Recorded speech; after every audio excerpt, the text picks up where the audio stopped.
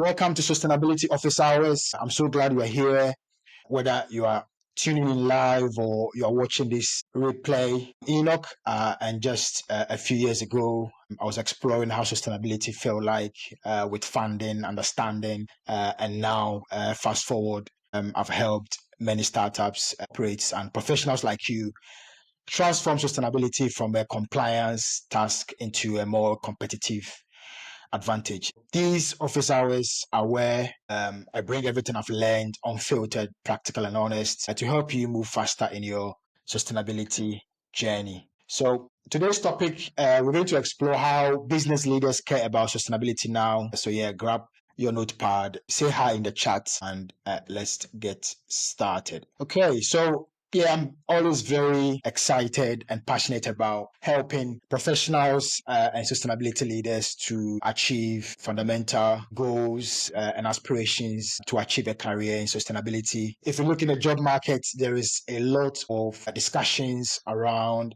the job market being not so encouraging, but in the sustainability or the green or the ESG space or the climate space has been increasing compared to the general market. We are going to explore the key aspects of how to build a career in sustainability, but you can put in the chat what's one thing you hope to learn today about developing a sustainability career.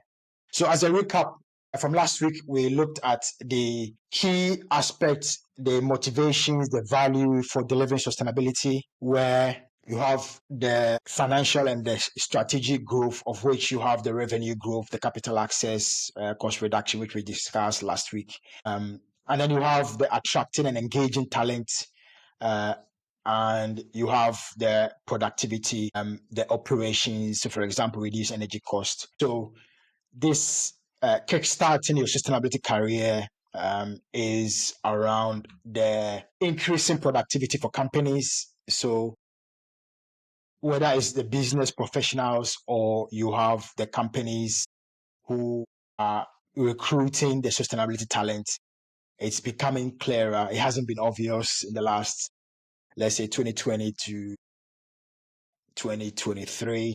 Now it's becoming more clear how productivity can increase. And within that productivity, you also have the purpose, and we are going to explore that. So please put your questions, comments in the chat, and I will be always happy. Again, the benefit of this office hours, I've trained over 3,000 business professionals and employees through the Udemy business platform, and I've done one-to-one coaching. And I discovered that I will launch this office hours. We launched last week. And so, yeah, all the technicalities, hopefully you bear with me. But this is in our second week now. So like most things, you learn as you go along. Also this week, the sustainability career is focusing on the productivity, but there are links with the revenue growth, depending on which department you're looking at. But we want to zoom into that. So the current job market is booming significantly. You have, in general, the job market isn't looking particularly good with certain sectors, and the dominating topic is around AI. And my personal, perhaps before I go into sustainability, without being an AI expert, I am a sustainability expert, mentor, coach, advisor, trainer, strategist. So from an outsider looking in, I believe the next 2 to 5 years of AI application will be what we call the augmentation. So if you pick back when the internet bubble came up in the 1990s, then the internet came to replace people looking in books to find answers, looking in newspapers, hard copy newspapers, where the internet allowed searching for information. I believe that's how the AI is coming at the early phase. There's a lot of discussions around what the AI would look like, but at the moment, there are what we call the augmentation, where the application of AI with a human to turbocharge, so to speak, the career and use and apply those key concepts. And in sustainability, manufacturing companies, for example, they can use AI. Offices, and I would like to say most businesses, most large companies who have offices to operate in, they can use augmentation of AI, Internet of Things, and big data to reduce their energy consumption. And so, in another office hours, if you have a question on it, I can dive into how you can pursue a career in sustainability if you have an AI background. So we will leave that conversation for another office hour, but all the same, you can put in the chat. So, having said that, in the job market, you have over 20% increase in the growth of the green job, sustainability jobs year on year, and almost every year. LinkedIn posts, that's a research which shows that the demand for sustainability and green jobs is always higher than professionals that have the skills. LinkedIn has almost 1 billion people on the platform, and it's more career based, and so they have the data of the skills people put on there and the skills the jobs are looking for, and within reason, year on year there is a mismatch, which is always good news. Now the challenge is finding the right skills, and that's where I come in to help. That on my courses or this office hours. This office hours is open, not only to those who have taken my courses or coaching, but it's open to public. It ties in with the high, premium. So there are some core sustainability skills which are high premium because it ties back to the previous high revenue or increasing the revenue opportunities. It ties back to the productivity, as I mentioned. In the economy, you will hear about GDP, and GDP is tied to productivity. Every government's dream is to have a bigger GDP. Now, the GDP is like the top level, and you have iceberg principles, that's like the tip of the iceberg. Underneath that GDP is productivity. And so sometimes we hear these big topics which are a bit abstract. And my job is to try and break down these abstract topics so that you can gain advantage in your career. And there is a high demand in the resilience in economic downturns. There are new initiatives where sustainability jobs are able to help economies, but on an individual level, there is huge chance to increase this. How does this fit with your own experience in terms of the year-to-year green growth? Keen to know. For one dream job which is created, there are huge opportunities for expanding other key sectors. But so it's been a very hot summer where I am. So thanks for that. So for each one green job, as I mentioned, if you have wind or solar or energy efficiency opportunities, it would then create opportunities.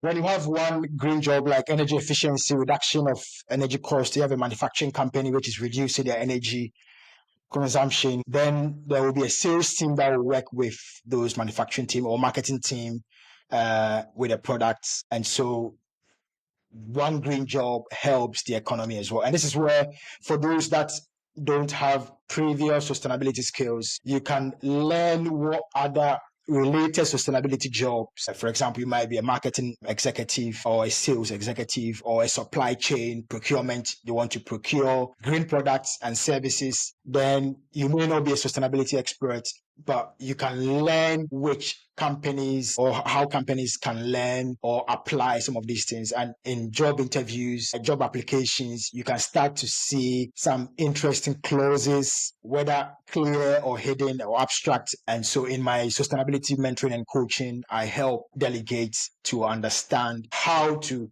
stand out from the crowd. There is some estimates of minimum of 50 people applying for a job. And so being able to stand out is always very important. Okay, so one of the key message I want to take away from this office hours is there is a huge demand by employees for jobs that matter, jobs that have meaning, careers that have meaning. And now more than ever, you may have heard about the great exit. So if I stop sharing there, slide for a minute. So just on the purpose aspect, you may have heard about the great exit where a lot of people are exiting the job market for various reasons. But one of the key things that is coming out from a lot of this research is about money and it's about meaning. There are some people where they get the money that they aspire to get, but they leave because of meaning. And I know not everyone can be in that situation where they have the money. But I say that to acknowledge that yes, it's not everyone that will be looking at the meaning. There are some that will be focused on the money aspect. But within the meaning is the purpose, and that's where you have the sustainability jobs, the green jobs. They present unique opportunities. And so finding which companies are greenwashing and which companies are actually there to deliver products.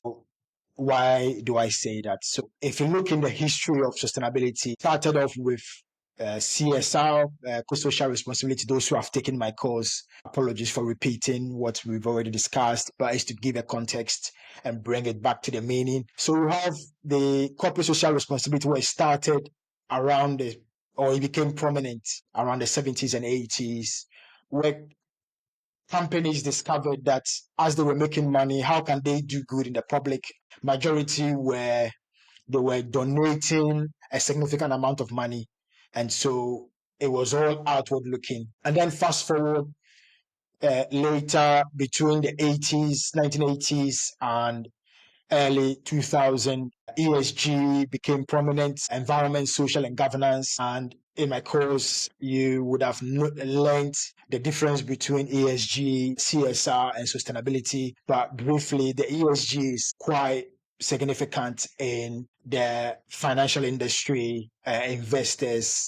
If you use the follow the money principle, so sustainable finance, impact investors, it tends to be very key in those finance sectors or money related aspects. And so fast forward to now, you have sustainability, which in 2015, because of the Paris Agreement, which was enacted in 2015, and because of what was the other one? The United Nations Sustainable Development Goals. So 2015 became a defining moment where in the last 10 years, sustainability has become clear and we see a difference. The challenges and why that is important to your career is there are leaders, they are decision makers who still think sustainability is from conscience to capital, and there is a battle between conscience and capital, and it's not my job to judge which one is right.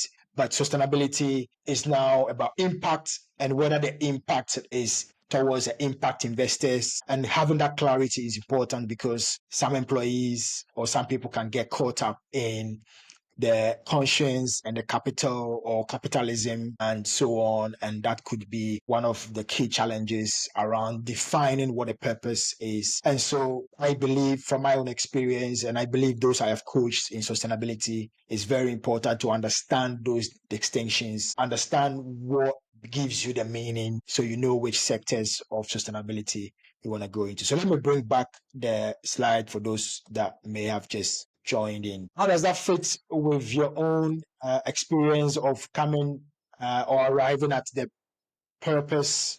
Which aspect of the meaning is relevant to you based on the explanation I've just given? So you have those who need the purpose-driven work, a significant majority, definitely over 85% or so, and then those who do not want. The caveat is it depends on the demographic that you speak to. So millennials, Gen Zs, potentially could be around 60 to 70% of the employees. And so these are key areas to understand. Some demographics maybe 80%, some demographics maybe 20%. Either way, you have to look at your own purpose, because the challenge of generalizing is not everyone cares about the things that you care about. Not everyone cares about what I care about. So individuality is essential. If you care about it, that's all that matters. About how are you going to navigate so you can have a stellar sustainability career. So having talked about the purpose, the other one is the retaining talent. A lot of companies are paying, there is some estimate between $10,000 to $30,000 or pounds or the local currency to employ the best talent. Talking about talent, we've heard a lot around the recent news about how much the big tech companies are paying a significant amount of money to recoup talent from their competitors, and it's always been around. But how does this fit to sustainability? Evidence shows, based on the slide that I showed, that companies that deliver sustainability uh, now, I have been interchanging CSR, ESG, and sustainability in my course. You will know it's clear, but I have to meet the audience where they are because not all of them have taken my course. And so forgive me for interchanging these terms. So the reason ESG, sustainability, CSR is keen or is good for companies is there is a body of evidence that shows that companies that have a positive sustainability ESG metrics are able to retain talent. So it's one thing showing up in a football match or in a game, in a soccer, whichever favorite sport, cricket that you have, and it's one thing staying. And for a lot of companies, they pay so much amount of money to recruit the talent. And unfortunately, there is some estimates, some industries between 6 months to 18 months is the average churn or the stay period where they spend a lot of money to recruit 30,000 or more in some instances, but these employees are not staying. And so from a business perspective, this amount of money, 10,000 to the 30,000 multiplied by, say, 1,000 employees or more, or even less over there, every month it becomes a very expensive process. So that's one reason why businesses are so keen on sustainability. But the challenge is it always goes back to greenwashing. Some companies will like to cut corners. They will have a nice advert, they will have a nice advert on their marketing products or their recruitment pages, but underneath that shiny marketing, they are not actually delivering sustainability. And this is where some employees may join companies and they feel trapped or they feel lied to. And so one of the key tasks that I do with my sustainability mentees that I coach is I help them look underneath what those shiny marketing or recruitment adverts and to see what could be out there. Some go on platforms like Glassdoor and other platforms to see what the feedbacks are. Again, there are advantages and disadvantages of using these platforms because some people may leave reviews which may not be a good reflection of it. And that is a general overview of the company, not necessarily the sustainability endeavor or the sustainability department or the sustainability goals of the organization. So how does that fit with your own experience, the purpose and the retention of talent? So just to close that loop, attracting talent, retaining talent are so essential, and it has impact on the turnover. And the turnover can be the churn, how many employees have to be recruited over time. And so for companies with a lot of employees, it becomes a significant aspect. The demand, as I shared earlier, the demand for sustainability skills and green talent from a historical point of view in early 2000 years up to say 2015. So those 15 years, a lot of the sustainability topics were around green. And so there is a legacy term of green job, green talent. But clearly the growth of the green job postings on LinkedIn, Indeed, and other key network has been growing and the talent pool is less. And this is where if you look in the general job market, which is a bit bleak, then sustainability, green space, there is a huge opportunity. And there is always opportunity for those that do not have sustainability skills. As I mentioned, if you don't have the sustainability skills and you work in procurement, supply chain, marketing, sales, human resources, because you go back to the employee engagement, the employee recruitment.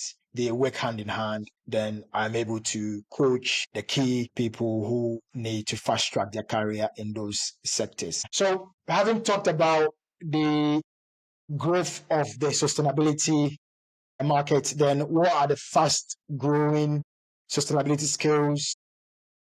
I've mentioned some of them, like the procurement, the obvious ones like renewable energy, but just to go to the list for completeness, you have sustainable procurement. So, what is sustainable procurement? This is where companies have to reduce their greenhouse gas emissions and the risk associated with products that they buy from the supply chain. Whether it's the risk because of higher greenhouse gas emissions associated with it. And some countries, you have to pay a premium when you import products with high carbon footprints. And so businesses where they have procurement departments have to work with the sustainability team. And this is what I mentioned about if you work in the procurement or supply chain, there is opportunity to learn what the sustainability opportunities are, to embed them in your key skills, whether it is on your CV, whether it is on the key skills to deliver. It's quite obvious that if you have that understanding of procuring sustainable products and services.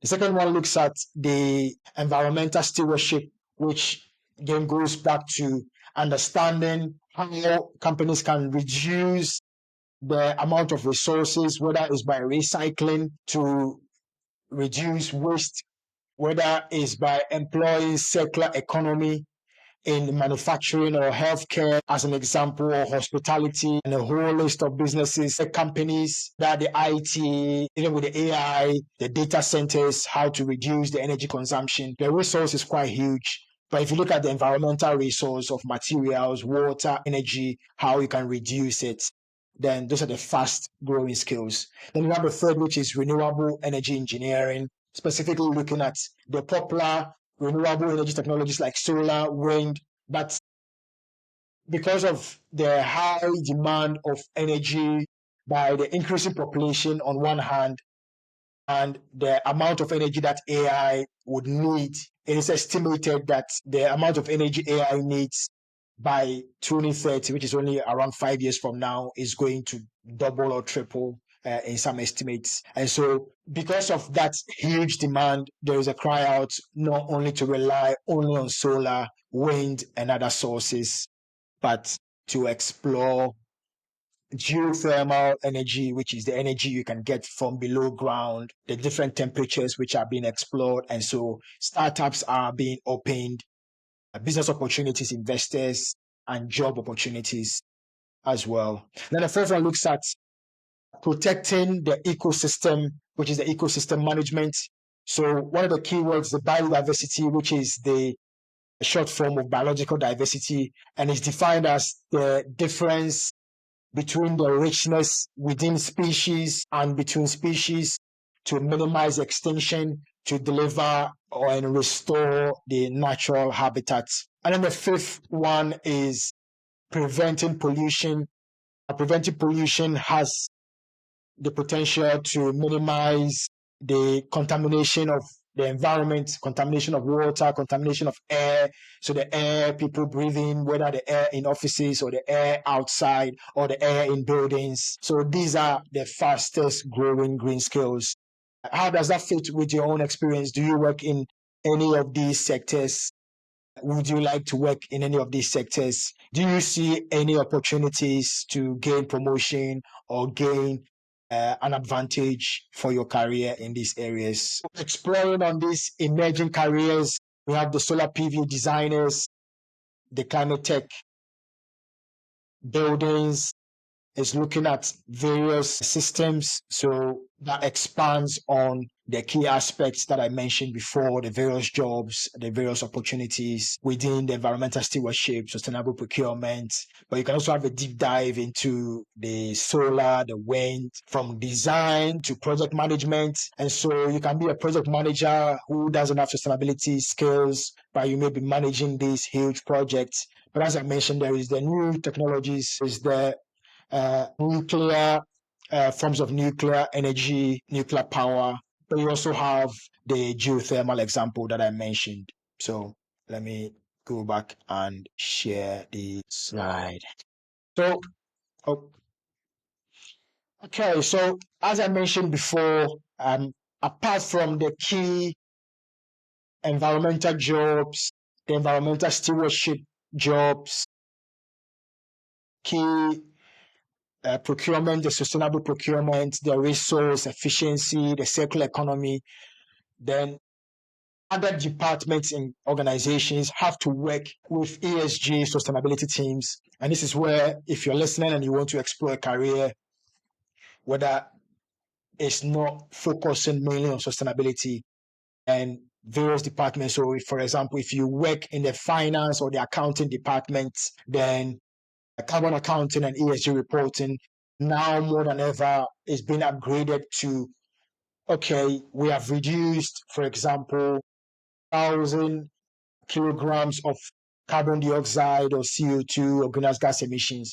What does that mean from energy perspective? We reduce our energy consumption, which meant we reduce the carbon emissions or the greenhouse gas emissions. There is now more than ever how to equate some of these greenhouse gas emissions or data with financial data. And the forward-looking companies are clearly pursuing that. Then you have the marketing. One of the key challenge with marketing at the moment is to deliver authentic marketing where it's not greenwashing. And there's a fine line between greenwashing and authentic marketing. And with marketing departments, they are grappling with how to ensure they are not being fined. And then you have the data science, there is modeling as the climate is changing.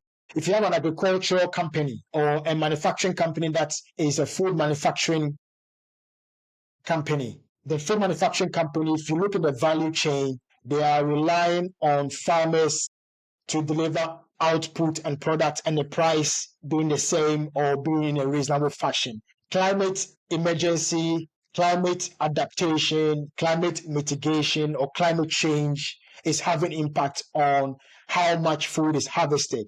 And so this risk is being passed on to manufacturers. And once it's passed on to the food manufacturers, as an example, it's passed on to the customer. So I go to the retail shop, you go to the retail shop, and the food price 3 years ago, 2 years ago is going to be different from buying it now. Will pass on the cost to consumers and customers like us. And so there is a huge demand for data science. And so if you work in data science and you may be facing some of these AI challenges or job losses, then you could explore the data science. I'm always happy. You can ask any question for free consulting of ideas. I'm always happy to look at your data science field and recommend where in the sustainability or the climate or the risk. You can search online now on insurance companies and it's coming up the top 2 risk in almost every insurance company. Every big insurance company is climate risk is on the agenda, and it may not necessarily have come in terms of charging company or adding to the premium, but it's definitely the top 2 on the agenda. And so they are looking for the best ideas, the best scientists to crunch these numbers, to model the risk, to get the appropriate pricing. And the last but not the least is managing projects like the decarbonization. You have project managers where they can manage IT projects. They'll manage construction projects, as an example. Now more than ever, there's a lot of project managers who are also coming in to help businesses achieve their decarbonization, sustainability goals, and have an appreciation of how the sustainability and decarbonization works helps to gain advantage. If, for example, you have 4 or 5 or 10 project managers who have IT background or who do not have sustainability background or decarbonization background and are applying to be project managers of these initiatives, the one who has understanding of this decarbonization is going to have an advantage. So hopefully you've got a lot of ideas from these office hours about how to kickstart your career. Okay, we've reached the final segment, which is the question and answers where you can ask questions in the chat, or you can connect with me in the community. Those of you who are in the community, if you are watching this on a replay, you can connect with me on the community. If you want to join the community, I'm happy if you want to send a message if you have any insights or from your own experiences, those key topics which I've discussed, then feel free to come in, and I'm always happy to explore the best way that you can maximize your own career. Okay, so if there are no questions, then to round off for these office hours, I hope you've loved or liked what you are learning here in the office hours. As I mentioned at the start, the reason for exploring this, where I was getting lots of questions, and I thought I'll explain this in camera compared to replying in text, because for some, they will benefit from an expanded explanation. So here's how you can go deeper with Ebbah sustainability with me, depending on where you are in your journey.